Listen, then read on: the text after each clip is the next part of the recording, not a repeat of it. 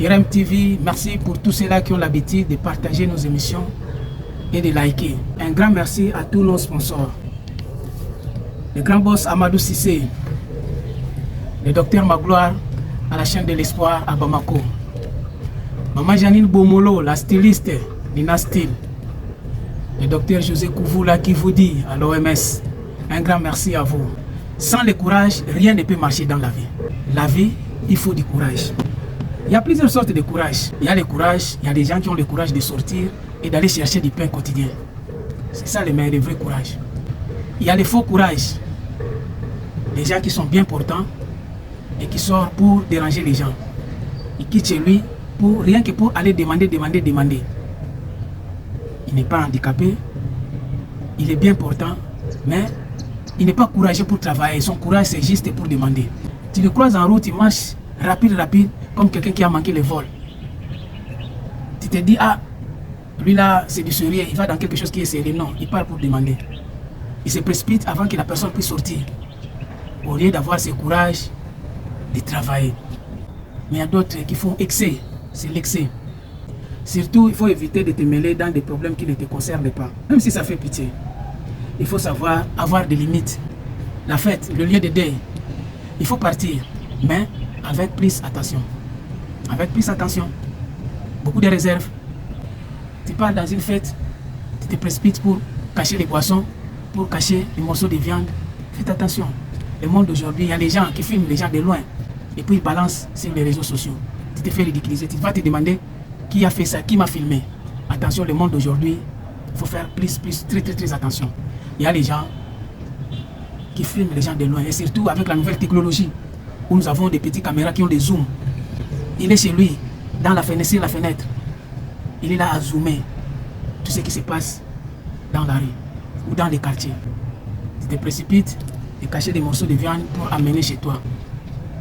L'aigle, aigle, tigre, aigle, il voit de loin. Faites attention. Devant le deuil, à savoir que l'esprit du défunt rôde tout autour. Et surtout s'il n'est pas encore enterré.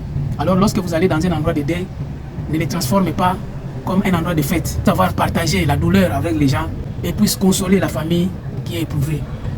À savoir que l'esprit du défunt rôde tout autour tant qu'il n'est pas encore enterré.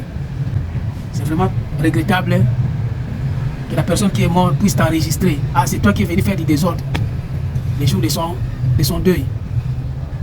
Dans son funérail, c'est toi qui es venu faire du désordre. C'est pas un bon signe. C'est ça qui amène la malchance. On appelle au Congo Mpoka. Tu es venu gâcher pendant son funérail. Ce n'est pas tous ceux-là qui viennent au deuil pour pleurer. Non. Il y a d'autres qui viennent voir réellement si son ennemi est décédé réellement. Il y a qui vient, tu penses qu'il est en train de pleurer. Oui, physiquement il est en train de pleurer. Il pleure, il vous montre qu'il est en train de pleurer, mais intérieurement, il se réjouit. Voilà, c'est bien fait pour lui. Il nous a fait souffrir. Lui, il croyait quoi? Ce n'est pas tous ceux-là qui viennent au deuil pour pleurer. Il y a d'autres qui montrent que l'apparence. Il y a d'autres qui viennent que pour confirmer réellement, il est mort, oui. Alors, on va s'accaparer du matériel. Il faut être déterminé sur ce que tu fais. Parce qu'à la fin, tu seras récompensé. Surtout de ton travail. Et beaucoup aussi vont en profiter. Surtout les membres de ta famille. On ne regarde pas les défauts d'un champion. On regarde que les titres qu'il a mérités. C'est comme quelqu'un qui a gagné l'argent. On ne voit pas ses défauts. Qu'il soit intellectuel ou illettré. On ne regarde pas. On regarde que l'argent. Un riche illettré, même le boss lui respecte. Un riche illettré, même les intellectuels lui doivent du respect. C'est un vieillard riche et plus respecté que jeune de 30 ans. Regarde dans la place des hommes des vieillards. Vous allez remarquer, les vieillards pauvres, on les met toujours ensemble. Dans la place homme de vieillard. Mais un riche vieillard, on lui laisse chez lui, il est respecté, il est surveillé. Même s'il fait caca dans ses vêtements, il n'y a pas de problème. Les bonnes sont là, ils vont s'en occuper. Celui qui nettoie un homme riche vieillard qui a chié ne sent pas l'odeur. Tu vois que s'il s'agit d'un riche, un vieillard qui est riche, qui a les moyens, celui qui le nettoie, il fait ça avec appétit, il n'est pas dérangé. Mais celui qui nettoie le caca d'un enfant pauvre, tu verras que son visage, l'argent n'a pas d'odeur. Regarde le visage de celui qui nettoie un vieillard riche et celui qui nettoie un enfant pauvre. Regarde le visage de ces deux personnes. C'est là que vous allez comprendre que l'argent n'a pas d'odeur. Celui qui nettoie les riches, il fait ça avec appétit, avec gentillesse. Mais celui qui nettoie l'enfant se pose même des questions. Toi là, qu'est-ce que tu manges comme ça? Ça, c'est quel genre d'enfant comme ça? Tu vois que son visage est défiguré parce qu'il nettoie un pauvre. Et il se pose même des questions. Est-ce qu'un enfant de cet âge peut faire ce genre d'idées? Le sel d'un pauvre sent mauvais. Or, un vieillard, son caca ne doit plus sentir trop mauvais. Ça doit sentir comme la fleur. C'est comme la fleur seulement. Parce qu'il est déjà âgé. L'odeur est réduite à cause de l'estomac et déjà fatigué. Regarde les bébés. Le bébé d'un mois. Lorsqu'il fait caca, c'est comme les biscuits. Tu n'as pas peur. La maman n'a pas peur pour lui nettoyer. Mais celui de 15 ans, 10 ans, vous allez fuir. Et surtout si c'est pour un pauvre. Un jour, j'ai marché avec un ami. On est arrivé quelque part. On a trouvé quelqu'un qui avait chié en cours de route. Bon, nous, on était sortis pour aller chercher du boulot. On n'a pas trouvé. On était de retour. On était fatigués. Dès on voulait s'asseoir sous l'arbre, on remarque qu'il y a quelqu'un qui avait chié là-bas. D'un coup, mon ami me dit, Max, ça c'est le caca des pauvres. Je dis, oh, pourquoi tu dis que c'est un caca des pauvres? Comment tu sais que c'est? Il dit, la manière, le visage que je vois là, c'est pas un homme qui a l'argent qui peut faire ça. Ça doit être un caca des pauvres. Quittons ici, allons de l'autre côté. Dans la vie, l'expérience joue un grand rôle. La vie, c'est les yeux. Voir, c'est la connaissance. Regarde. Celui qui apprend un métier dans les garages et celui qui apprend un métier avec la théorie, celui qui apprend dans les garages rien qu'avec la pratique a plus de maîtrise et de l'expérience par rapport à celui qui apprend que la théorie. Rien qu'avec les regards, tu peux tout comprendre. Ah, donc c'est comme ça se passe. On le fait comme ça, rien qu'avec les yeux. Alors quand tu as les yeux, il faut en profiter. Profite avec tes yeux. J'ai vu quelqu'un qui a appris le travail, rien que parce qu'il avait l'habitude d'aller s'asseoir chez son ami. À force d'aller s'asseoir, aller causer chez son ami, il regardait comment son ami réparait les motos et au fini, lui aussi, il commençait à réparer les motos. Et pourtant, lui, il n'était pas un mécanicien de motos. Il était un couturier. Mais, comme il avait trop l'habitude d'aller s'asseoir à côté, là où son ami réparait la moto, c'est comme ça qu'il a fini à comprendre comment réparer les motos. Profite de tes yeux. Tes yeux peuvent te donner des renseignements plus précis. Les yeux. Avec les yeux, tu peux tout comprendre facilement.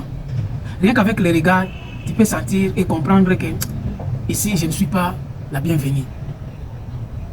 C'est là, ils parlaient de moi. Mais ma présence, ils ont changé le langage. Rien qu'avec les yeux. Il ne faut pas attendre qu'on puisse t'expliquer pour que tu puisses croire. Rien qu'avec la vie, sans explication, ce que tu as vu peut tout expliquer. Rien qu'avec la vie, tu peux tout comprendre. Regarde lorsqu'on fait les constants. Il y a eu l'accident et les agents de la police viennent faire les constants. Sur les lieux, sur le terrain, la manière dont ils posaient les voitures, la manière, la disposition des personnes ou des véhicules qui ont fait l'accident renseigne plus les agents de la police par rapport à ce qui s'est passé, autant plus qu'ils n'étaient pas sur les lieux lors de l'accident. Il faut savoir en profiter de tes yeux. Les yeux, c'est la première sécurité de ta vie, de ton corps. Savoir gérer les yeux, tu peux tout détecter avec la vie.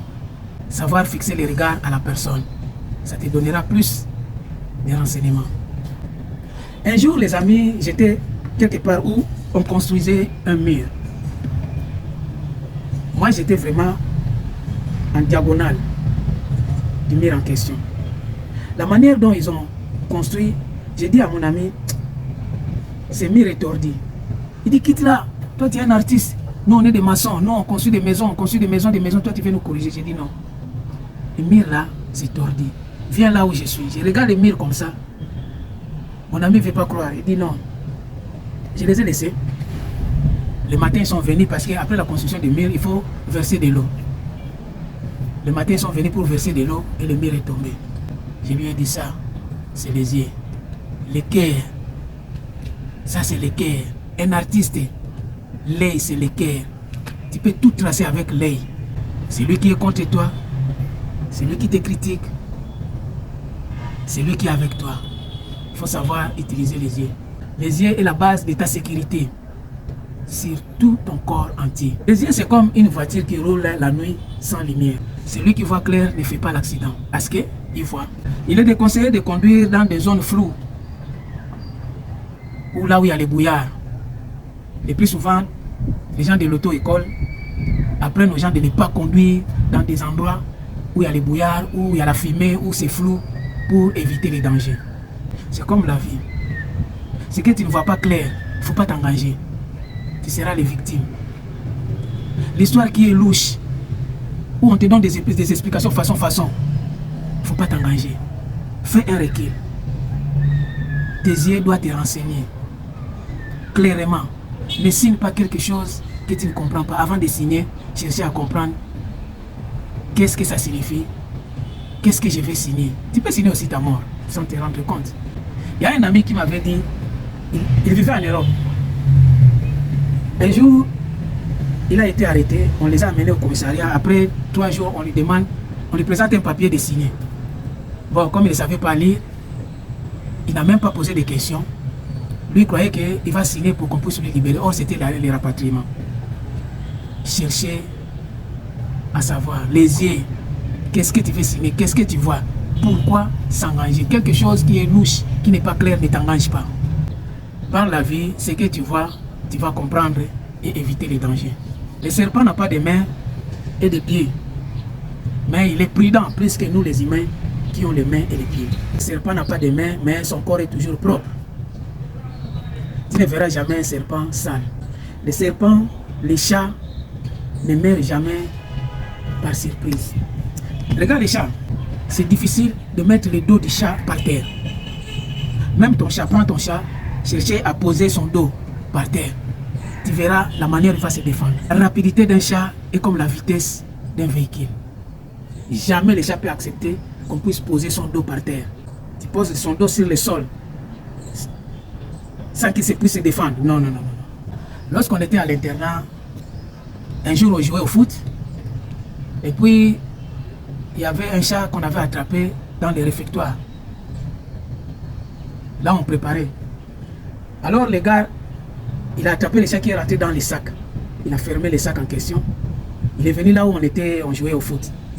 Il dit, j'ai attrapé le chat qui est rentré dans les sacs pour chercher à manger. On dit, faites attention parce que le chat est dangereux. Surtout, les chats n'aiment pas l'eau. Et à côté, il y avait la rivière. Ah, il dit, comment? Il y a un monsieur, un de nos amis qui se faisait voir. Il voulait toujours se faire voir que lui, c'est quelqu'un qui connaît, c'est quelqu'un de fort.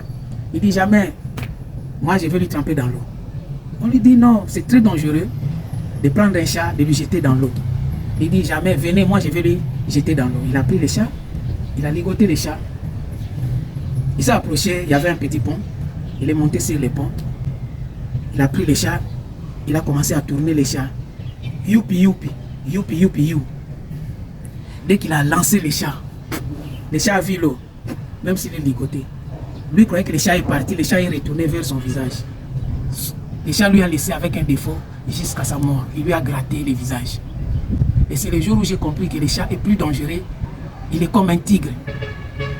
Si tu vois le visage de monsieur, c'est vraiment incroyable. Il faut être prudent. Ce que tu vois, il faut savoir analyser. Un homme prudent voit le mal de loin. L'œil qui voit venir un bâton, il ne faut jamais accepter que ce bâton-là puisse entrer. Il va toujours esquiver. Soyons prudents, savoir utiliser la vie. Celui qui marche dans la lumière voit clair. Et celui qui n'a pas la vie, c'est comme quelqu'un qui marche dans les ténèbres. Les acnés. Quand il y a la vie, savoir utiliser la vie, c'est ça la sécurité de ton corps. Il ne faut pas accepter qu'on puisse te tromper à l'œil nu. Vérifie, pose des questions. Les yeux, c'est la sécurité de tout ton corps. Merci, c'était Maxime, le génie congolais. Abonnez-vous, likez, partagez. On est ensemble.